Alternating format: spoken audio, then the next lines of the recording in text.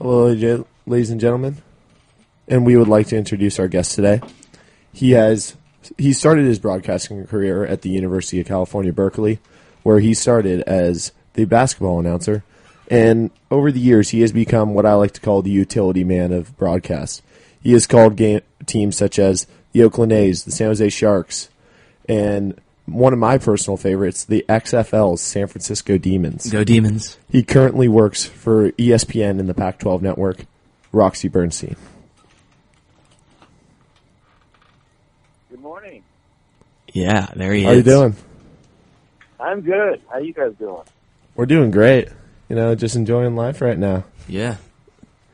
It's crazy. First off, we'd like to ask you about the game you called last weekend, which was delayed by a rain delay. Yep. Between Oregon State and Stanford, which ended up turning into a great game. How was it being up there calling that game? Well, it did look like it was going to be a great game for a while when Stanford was cruising out to a 21-0 lead and didn't really seem that Oregon State could put stuff together. But then they did in the fourth. 2 minutes to go, but then Stanford went on a great kickoff return, set up a game-winning kick. And it turned into a really fun ending, and it's just a fun game. A great atmosphere up there. It was just a terrific day turned into a terrific day of college football. Didn't necessarily start out that way, but it was a little bit weird with the weather delay at the start of the game. But then once we got going, it was a much-needed win for Stanford also, considering the way that the last 3 games have gone for the Cardinals. They needed to get a win. I know David Shaw was pretty happy and relieved that his team came out of Corvallis last Saturday with a win. Yeah, no, I was watching the end of that game, and it was a great game because it was the only one left on because it was the late game and it was delayed. But I think that was a game that a lot of people didn't expect to watch, but was one of the better games of the weekend for sure. Yeah, it turned into that because initially it didn't look like we were going to get that. And Oregon State's got some playmakers, and that program still has a ways to go, but they're improving.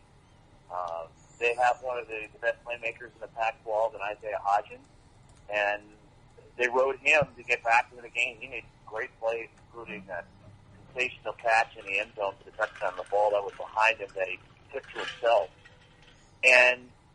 But more importantly for Stanford, it was a game where they had to go through some adversity in the game, and they didn't have their starting quarterback, KJ Costello, he was out, so Davis Mills had to play.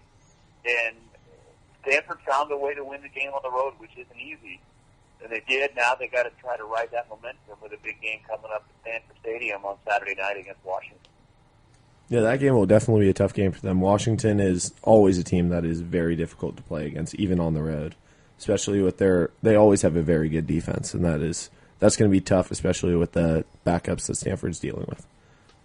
Yeah, and Washington's a team that will get better as the season goes on just because they have so many new parts with their team this year. They lost 9 starters off of their defense from last year, and so some young guys having to step into new roles, and it's been a little bit of an issue for them early. They last 2 weeks they played well in their wins against BYU and USC, but Cal found the way to go up there and win in the last second and knock off the Huskies. But when you look at the teams in the Pac-12 North, it appears Oregon's the top team, with Washington right there, and then the group of teams, and you would have thought, okay, Cal, Washington State, Stanford, who's next? Well, unfortunately for Cal, they lost their quarterback to an injury for a significant period of time last week, and they came up on the short end against Arizona State, which was tough. But those 3 teams, they're going to be battling for that next spot in the conference, and we'll see how this thing plays out. But it's clear that Washington and Oregon right now are probably the top 2 teams in the North. Yeah, and of course everyone knows that Oregon right now has a great quarterback that I think will probably be a top 10 pick in the NFL draft. What do you think of him and how he's performed so far this year? Oh, there's no question to me, Brady, that he is going to be a top 10 pick in the draft. I mean, look at the numbers he's put up. Justin Herbert, 14 touchdowns, 0 interceptions so far. And unfortunately, people jumped off the Oregon bandwagon after they lost the first game to Auburn. in Dallas the opening weekend when anybody who watched the game knew that Oregon was the better team. They just didn't win the game, and they made too many mistakes that cost them the game. But it's a team that, when you have a senior quarterback like they do, they have a tremendous offensive line. 4 of those guys are seniors. But this is the year Oregon was pointing to, and what I think the impressive thing and maybe the surprising thing about Oregon this year has been their defense. Their defense has been better than advertised. And it was a group that people thought, okay, Oregon's just going to outscore people with the weapons they have offensively. But it's been a defense that's been really good. They have not given up a touchdown the last 3 games. And that's going to be a tough challenge for Cal going to Eugene this weekend when you are going to have a backup quarterback starting in his first start with Cal. It's going to be on the road in Oregon against the Ducks and against the defense right now that's really flying around and making plays. That's a really good, well-rounded football team that Oregon has. You look at them, you look at Washington, and probably you throw Utah in the mix as the class of the Pac12. Yeah, Oregon's defense has been really good. They've given up only 42 points over 4 games, which is about 30 less than any other Pac-12 team, which I think coming into this year, no one expected that, but I think getting Herbert that help has definitely helped them get into that national conversation. Yeah, and you're right about the defense, because people didn't expect that defense to perform the way they have. And to come down to Stanford and hold the Cardinal and KJ Costello didn't play in that game. And they held Stanford to just 6 points. And it was, I think a lot of people thought it was going to be a high-scoring game between Stanford and Oregon. It didn't turn out that way, partly because the way Oregon's defense has been playing. And so for Oregon to get that play on that side of the football, I think makes people's eyes open up. And the national narrative, unfortunately, has been that, if you kick the Pac-12 out of the college football playoff and national championship conversation, not so fast. It's not over just yet. There's a lot of things that are going to play out. Who would have thought that North Carolina would have pushed Clemson the other day? And Clemson found a way to win. But I still think that Oregon and Utah are in the conversation as far as the college football playoff goes. There's a lot of stuff that's going to happen between, now and the end of the season. We just turned the calendar into October now. There's plenty of more football to be played, and we'll see how this plays out. Yeah, looking to next week. Next week's going to be a big week because there's going to be a lot of high-ranked teams matching up. Out of those games, such as Iowa, Michigan, Auburn, Florida, Michigan State, Ohio State, which game do you find the most enticing to watch? I think the Florida game is intriguing just because you look at the success that Auburn has had so far, and Florida's had to make an adjustment to quarterback with Felipe Frank's hurt. So I think that, to me, that's maybe one of the most compelling matchups.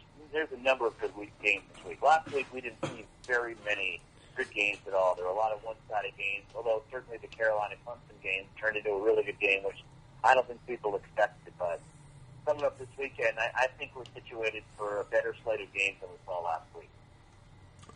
Yeah, we're going to move on to probably what are the 2 biggest games of the week, which are the NL and AL wildcard games. And I know from especially looking at your Twitter, you are a very big A's fan, and I appreciate that greatly. How do you see this game on Wednesday playing out for the A's? It's certainly, the environment is going to be unbelievable on Wednesday night at the Coliseum. You're going to have over 50,000 people out there.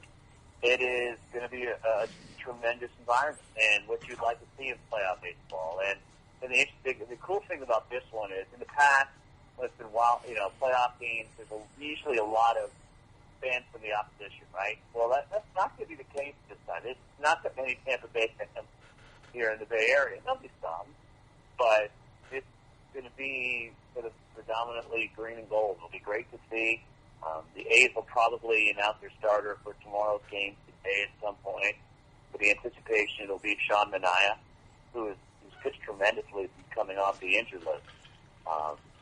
And the A's, it's pretty, the consistency they've had, when you look at it, they've been in the playoffs now 5 of the last 8 years. And it's been a successful run, and this is another group that's now just bursting out of the scene. They won 97 games last year, lost the wild card against the Yankees. We're in this spot again. And there's questions about the bullpen all season long, but this has been a fun team to watch. They hit home runs. They play defense. Their starting pitching has been very good. And I think we're going to get treated to a couple of really good playoff games. AL wildcard game tomorrow night and the National League game tonight with the Brewers taking on the National. Yeah, I think the key really to the A's season being able to keep the consistency going has been their call-ups for the 40-man roster with additions such as Luzardo, A.J. Puck, Sheldon Noisy, Seth Brown. All these guys have made huge contributions. I think that's a great statement to how the A's farm system has really prepared them for MLB baseball. Well, you mentioned Luzardo, and he is going to be a star. This kid has just got it all. When you look at his arsenal he has out there on the mound, and the way he just shows no fear, and he's throwing 97, 98, steps in, and pitched a couple of innings on Saturday night, gets the save, they locked up home field advantage for the wild card for the A's. He is going to be an anchor in their rotation for years to come.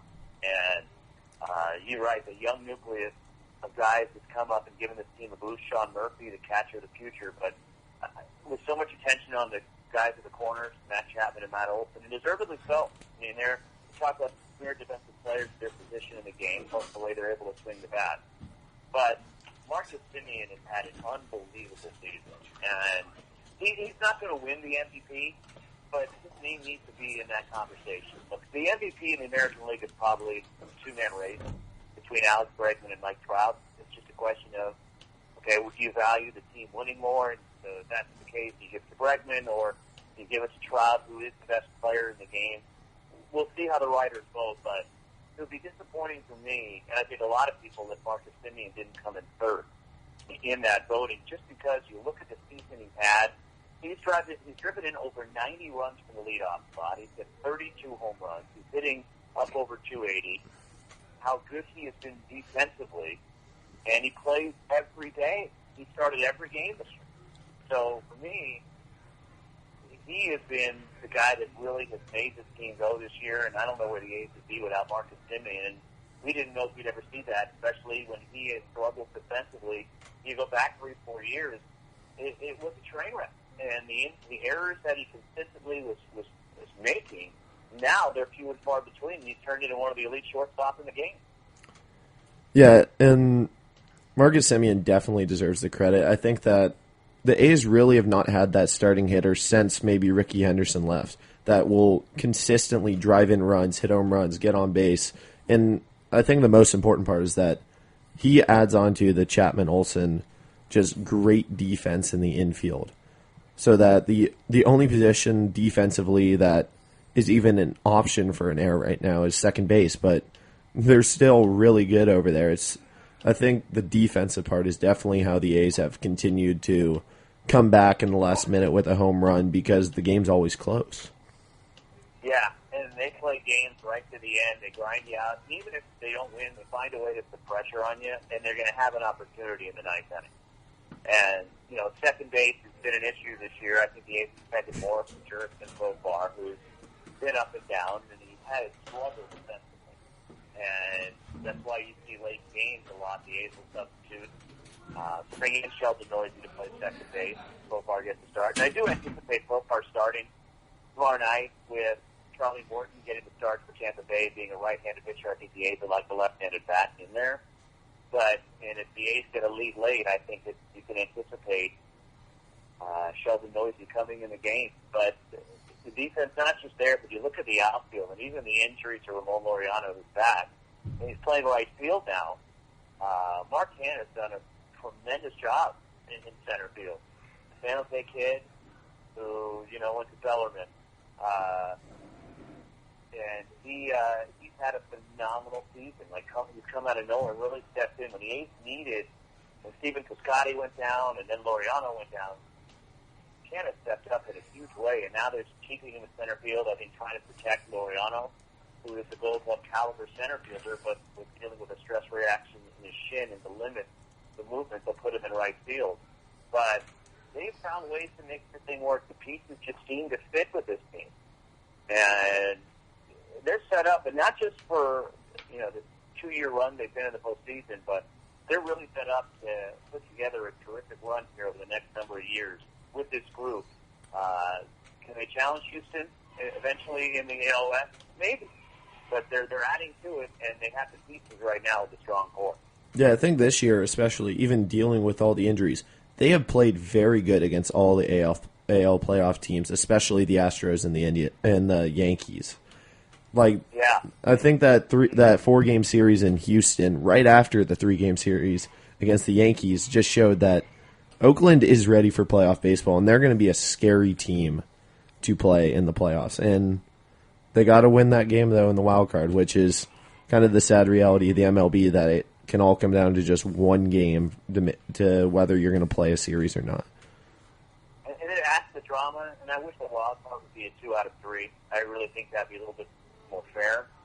But I think if you're the Houston Astros, you're AJ Hinch right now, you're hoping Tampa Bay wins. I don't think they want any part of the A's. Now, granted, they're going to be very confident with Verlander, Cole, and Greinke lined up to pitch the first 3 games.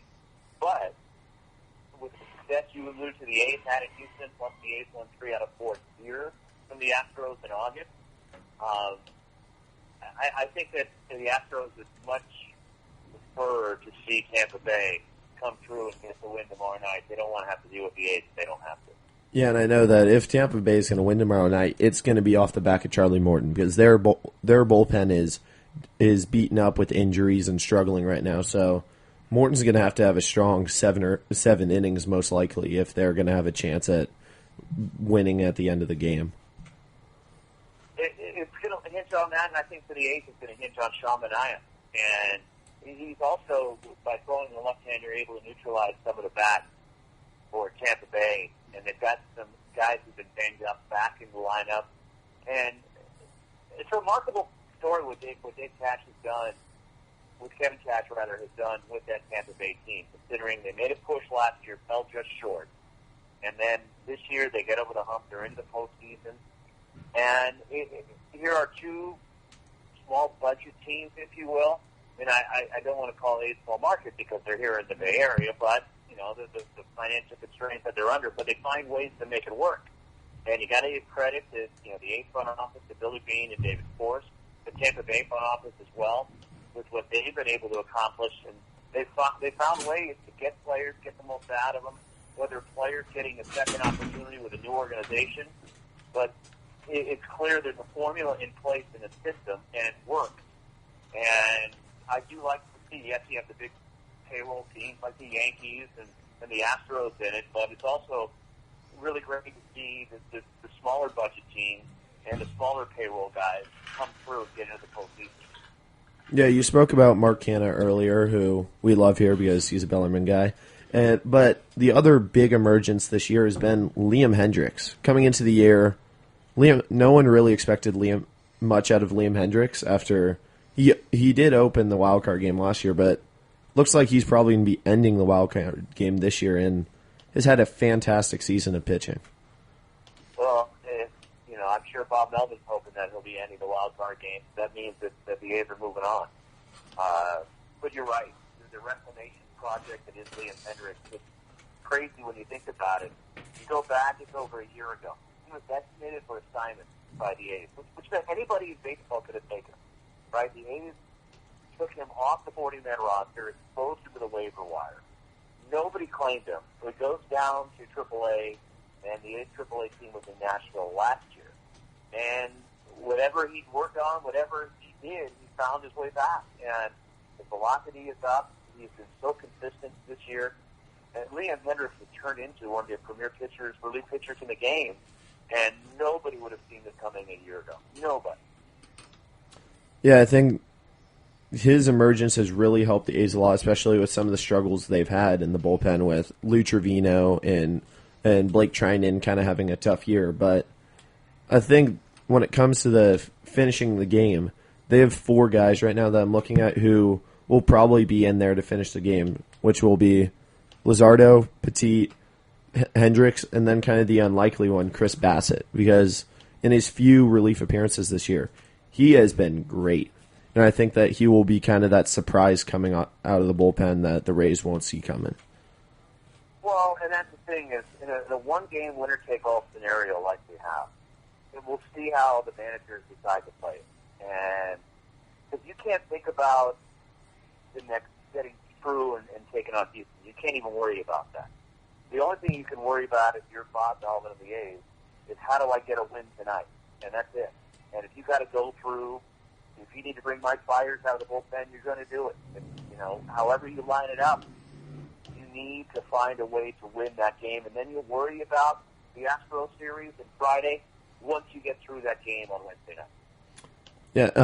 Now we'd like to move on to one of your other things that you are going to be doing a lot throughout the winter is calling college basketball. And we know you have previously worked with Bill Walton. We'd just like to know, how is it working with Bill Walton? Who? Oh, little Billy? I never know what to expect when I'm working with him. It is the reaction that you guys get at home, the same reaction I get sitting next to him, because I have no idea what he's going to say. And I have no idea where the game is going to go and our broadcast is going to go. That's part of the fun of it, working with him, because he keeps it so fresh. And nothing is ever planned out. Nothing is fake. It's all genuine from him or organic, and I just kind of play along just like everybody else does at home. And I got to, at times, have to struggle with him to get him back to focus on what we're there to do, and we're there to talk about basketball, which could be a chore at times to try to steer him back. But at the end of the day, it's awesome to be with him. And the cool thing is, no matter what game we're doing, that's the place to be as far as he's concerned. And he is just a tremendous person to be around. He's so genuine and giving. The cool thing that Bill does after every game, he'll sit there. There's a long line of fans all the time. There's a long line that want autographs, take pictures with him, and he'll stay there until everybody is taken care of. He will not leave. He will not duck out. And I've seen him stay 45 minutes, an hour after games to make sure everybody's taken care of. I've seen him give people his email address, his phone number. And that's just how Bill is. And it's great to see somebody who really appreciates where they're at. And he's had a rough go of it, dealing with some health issues in the past and the injuries from his career. But make no mistake, the other thing that I think people may see is this crazy older guy on TV. What is he talking about? This guy's nuts. Well, the other thing you have to realize, when you look at Bill Walton's career, you can make the argument that Bill Walton is the greatest college basketball player that ever lived.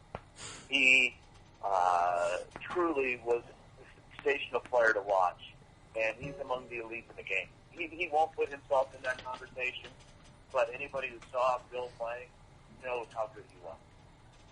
Yeah, I know. Just watching him, you can tell he is. Whenever he thinks of something, he is not afraid to say it, because I always remember this. I always remember this quote that once he said, "Greg Ostertag is one of the top centers on this planet." I've always found that quote to be hilarious, but such a Bill Walton thing. Well, and the other thing, again, like along those lines, you never know what he's going to say, and sometimes you got to hold him accountable. This is the best I've ever seen so-and-so play. Well, Bill's never seen this guy play before. It's the first time. So, and then, that's part of the shtick that we have going, and, both statements are correct, And it's funny, because we were in China, a couple of years ago when the whole UCLA incident took place. And people were worried about what Bill was going to say. But the thing is with Bill, people think he's this wild, crazy guy that's just spewing whatever stream of consciousness comes to mind. Bill is a brilliant person. Bill knows exactly what he's doing. And that's the other thing that people think he's Bill Walton, he's an idiot. What's he talking about? Bill knows exactly what he's doing. He honestly is one of the smartest people I've ever come across in my life. All right, I'd like to pass it over to Nico for a quick question here. Hey, how's it going? Good. I just got a quick question. What's the best piece of advice you can give 3 young aspiring broadcasters?